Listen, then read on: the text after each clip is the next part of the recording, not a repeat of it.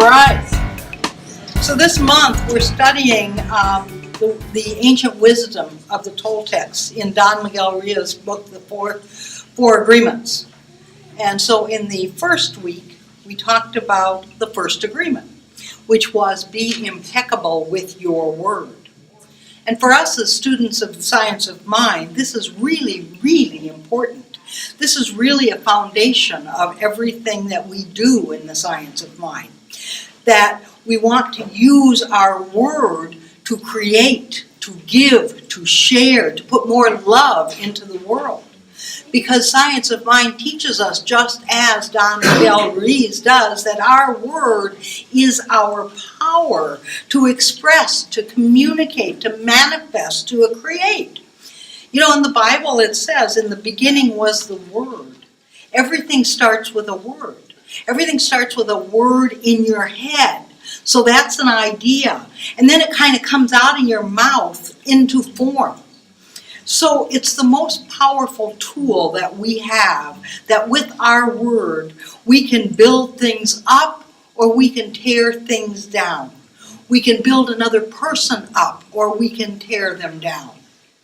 And your word, my word, they're actually like seeds. Then we're always planting something, you know? Planting seeds about what we believe about life. Planting seeds about what we believe about people, what we believe we deserve, what we believe we should be experiencing in life. So using our words intelligently is really the right use of our energy. Now the second agreement from Don Miguel Ruiz is don't take anything personally. I wonder how you all did with that this week. Anyone? Because I know that we talk about it, and then there's every opportunity in the world to practice it, or at least experience it. So if somebody said something to us, I wonder about how willing we are, or why we're so willing to agree with what other people say. And I referenced that wonderful quote by Eleanor Roosevelt, which said, "No one can make you feel inferior or bad about yourself without your consent." And why is it that we're so willing to consent? It just seems crazy to me that if somebody says something to you, you don't have to agree with it, do you? And here's the thing. Nothing other people do is because of you. Really. It's not because of you. It's because of them.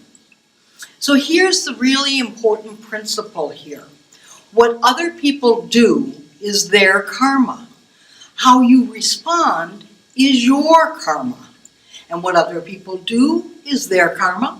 And how you respond is your karma. And on and on and on it goes. But Don Miguel's encouragement to us is don't take the poison. Don't take the poison. Because when we take something personally, especially if it's negative, it's like the poison. And people think what they think. People just think what they think. So what? That's what they think. But if you take it, and if you take it personally, you will suffer. Really, you will. And people aren't bad. And of course, we know that. People are all just doing the best that they can with the awareness, the level of consciousness that they have right now. People are striving to get their needs met in the best way that they know how. And so today we have agreement number 3. And I love this one. It's so juicy. It just is. Do not make assumptions. Oh my God. Do you remember back in the olden days, that saying that we used to have that said, when you assume, you make an ass out of you and me? Well, that's still true. It's still absolutely true. And the thing is, we make assumptions about everything. And we make assumptions about what people do and what they don't do. We make assumptions about what people say and what they don't say. We make assumptions about what people think and what we think They don't think. And the problem is that we believe that those assumptions are in fact actually true. And so we take it personally. We blame them. We react by sending people emotional poison with our words or our energy, and we're just all bent up out of shape, you know? Now, it's no surprise to us now in this day and age. Everybody understands that energy is real, that everything actually is energy. Energy vibrating at different frequencies. It's all energy. And so what we do with our energy becomes really, really important. So if we make assumptions, we're looking for trouble once again. And I know it's kind of like an addiction. Like, let me assume something, and then I can stir some stuff up. We make assumptions that we misunderstand. We take it personally. We create a big drama for nothing, as if we've got something to fill the time with. Like there's nothing else that would fill that time. And you know, I think a lot of sadness and a lot of drama that we have lived in our own lives has been rooted in making assumptions and taking things personally. Those two things right there, making assumptions and taking it personally, that has really stirred the pot in our life. And if you look at your life, I think you will probably agree with that. The whole world of control between people is about making assumptions and taking things personally. In fact, our whole experience of hell on earth is based on that. Because we create like an emotional poison by making assumptions and taking things personally. And one of the things that we often say is, when you're in it, you're in it, right? So it doesn't matter what it says on paper. It doesn't matter the logic of the situation, because what you feel is real. And so there's been this liberal sharing of emotional poison, it feels really real, and it feels really bad. So why are we afraid to ask for clarification? See, the thing with assumptions is that we don't ask for clarification. I make an assumption, and here's the thing, if I made the assumption, therefore it's obvious that I'm right. Isn't that what you think? That's what I think. When we make an assumption, of course I made an assumption, I'm right. And then I go on to defend my assumption, and that necessarily means that you're wrong. There you have it. There you have it. An assumption will often lead to suffering. So it's better to ask. I don't know why we can't just ask. Like, tell me what you want. Tell me what you need. Tell me so I can support you. How would you like to be supported? This is something I often share with people when I work with them one-to-one. And they'll talk about interpersonal relationships and challenges that they're having. And I'll say, well, have you asked? Have you asked what they want? Well, no. Tell me why not. It's like that's some horrible, horrible personal boundary that can never be crossed. Just ask them what they want. And sometimes when I'm talking to couples before a wedding, where we do a little pre-wedding counseling, they'll come in. And so when they come in, I just give them each a little Post-it note. And then I'll just say, so, let's talk about a few things. Let's start with children. Now, don't look at each other. Just write down how many you would like to have. And honest to God, it's almost always like this, where the woman will often put down 1 or 2 with a couple question marks, and the guy will put down 7 or 8. And then we exchange the Post-it notes. And that's when the fun really begins, because it's great. And she'll look at him and she'll say, who do you think is going to have all these kids? What, are you crazy? 7 or 8? I'll be pregnant forever. Are you nuts? Are you out of your mind? And then he'll just sit there and look and say, well, I came from a big family, and I just assumed it would be fun to have all these kids. And see, it's assuming right there, assume.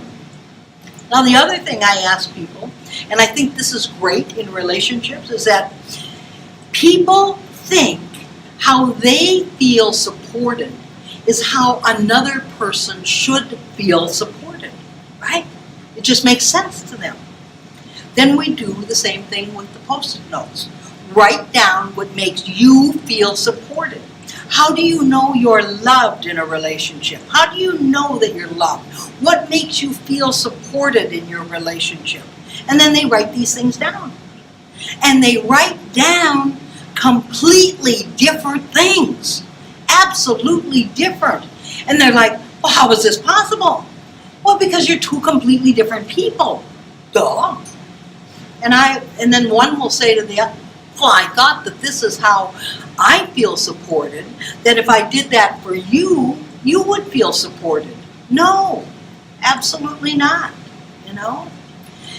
Now, actually, what I'm doing when I do these exercises is I'm putting myself out of business, because I'm going to head these people off at the path, and they're not going to come back for counseling later, because we've handled this up front. What makes you feel loved? How do you feel supported? And then you share that information with significant people in your life. Because otherwise people are just operating completely on assumptions, doing what they think. And then they don't understand why you don't appreciate it. I just don't understand how they can't appreciate all that I'm doing for them. Oh, I'm so there for them. No, Blanche. You're there for them in a way that you'd like to be thered for. I love new words. It's not necessarily the way that they want to be thered for. So we can see that an assumption that we make will often lead to suffering. So it's just better to ask. The other side of this that we play is, well, they should just know. Have you ever heard that? That one just sends me right over the edge. That makes me crazy. Oh my God, you should just know. Well, if you really loved me, you would know. Well, actually, no, that's not accurate. Because first of all, number one, that's passive aggressive, okay? Number two is, why don't we put our big boy and big girl pants on and take responsibility and communicate like an adult and ask for what you want? Because most people are not mind readers. And in Science of Mind, we actually do not teach that. Most people are not mind readers. And just because you've hooked up, that doesn't mean that you have total access to the other person's mind. Their body maybe, but their mind probably not. So we don't teach mind reading in the Science of Mind. We have to be honest and big people and say, this is what I want. See, because when we're assuming, we're actually making, by definition, we're actually making something up. We're just making something up. And the fact is, if you're in a relationship, a close friendship or an intimate relationship with somebody, they probably want to please you. And you probably want to please them. So let's just tell the truth and make it really, really easy. It's kind of like if you see somebody in the store and you're walking down the aisle and it's somebody that you kind of like, you know, and they say hello and they smile at you and you think, oh wow, they really like me. And before you're down the cereal aisle, you're married and having children. In your mind, you got it done. It's a done deal. Just because they looked at you and smiled. See how it goes with assumptions. How often have we made an assumption in a relationship that's asking for trouble? And we've all done it. It's like, hey, you know me. You should know what I think. You should know what I want. What? You didn't do it. You should have known. How could you not meet my silent expectations? And then we feel hurt. We feel hurt. Well, you should have known. We should have known. No, how could you know? And so then we get this big drama thing going. So much drama. We end up with this huge drama thing. Other people don't actually know what you think or what you want. Sometimes they do. They make a guess or something, and they hit the nail on the head. And so it's a little bit misleading there. And what would really help in a situation would be like if they would just say, wow, good guess on my part, because that was just totally guessing off the top of my head. If they really would do that, you wouldn't think that they were actually reading your mind. See, because we make assumptions, I think, to feel safe. That way we can always have the answer. And we like having the answer. We just love that, don't we? Like, I know what to do here, even if it's wrong, but I know what to do, so therefore I have the answer. So people tell us something, or they don't tell us something, and we make assumptions to fulfill our need to know, and to replace the need to have to communicate. Well, I don't really want to have to talk about this, so let's just operate with assumptions, you know? I just don't want to talk about, oh my God, I can't do that. But rather, they said this, it must mean that. That's a favorite of mine. They said this, so it must mean that. I think the biggest thing in relationships is that people don't say what they mean, and they don't do what they say. If everybody did that in relationships, there would be no divorce in America. I believe that. There wouldn't. If people did what they said and said what they meant. I know I said that, but I didn't mean it. Then why did you say it? Well, I don't know. It's just something that came to me in the moment.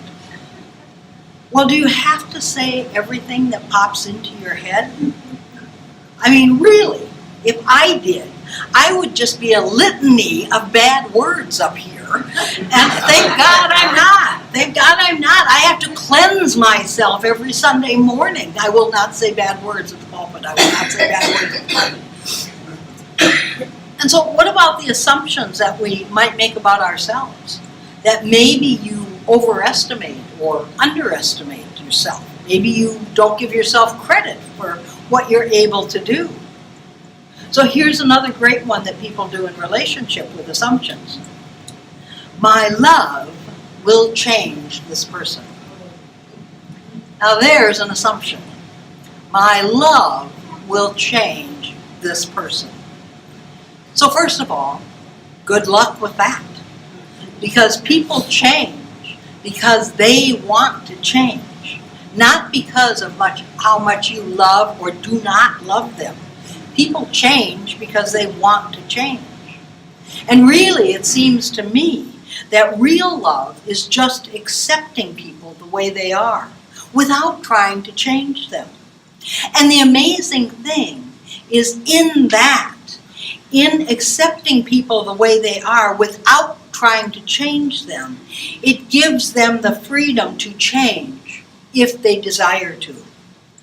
But if you're always wanting people to be different than who they are, the message that you're giving them is that who they are is not okay.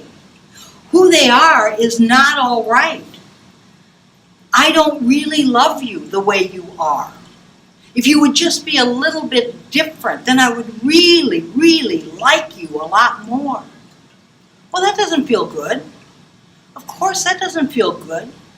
So the point is, love people the way they are, or find somebody who you like the way they are. And by the way, they should also love you and like you just the way you are.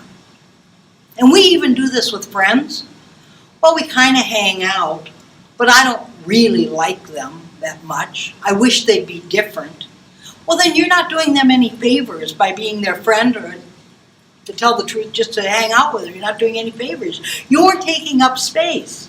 There are probably other people out there who would like them for exactly who they are, who will show up if you're not taking up the space.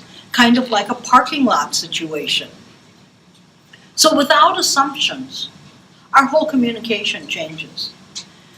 And if we don't have assumptions, we will actually have less conflict. And wouldn't that be a nice thing? Less conflict. There would be less conflict created by mistaken assumptions. So what's the solution? just say something simple like, I just want to be clear here. I would like some clarity. I would like to really, really understand. I've never heard of a friendship ending or an intimate relationship ending just because somebody said, well, they just asked so many questions. They just really wanted to be clear about what I wanted. And I couldn't stand that clarity. I like the vagueness. I like the assumptions.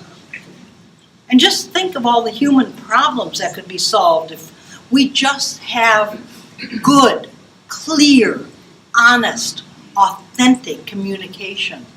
I mean, ooh, it's scary, you know? It sounds a little yummy and scary at the same time, a little bit prickly maybe. Sort of like all of that put together. If we could just have good, clear, honest, authentic communication all the time. And I think that it's probably a difficult thing to do, because I notice that in other people's lives, and certainly in my life also, we so often do something different than that.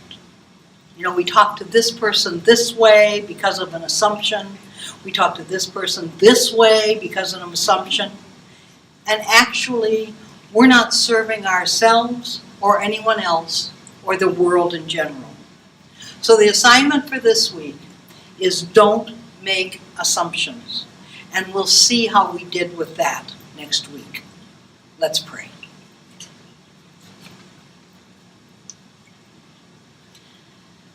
So we turn our attention inward now, grateful to be together in consciousness, grateful to know that God is right where we are. We are surrounded, we are filled with God's Spirit, God's love, God's light, God's energy, and that we're all connected on the unseen side of life. So how great it is to know this and to come together in consciousness and speak our word, that everyone gets to be lifted up, that we all get to move beyond assumptions, and that it's absolutely okay for us in all of our relationships to ask for greater clarity, to ask what it is that would serve. What is it that somebody wants? How can we be there for them without the assumption, without that assumption? So we include in our prayer today our family members and friends, parents and children, wherever they are. We know that God is right there, surrounding them, filling them, raising them up. And we let our prayer be a blessing in the world. So all those things that look troublesome, we say that God is right there.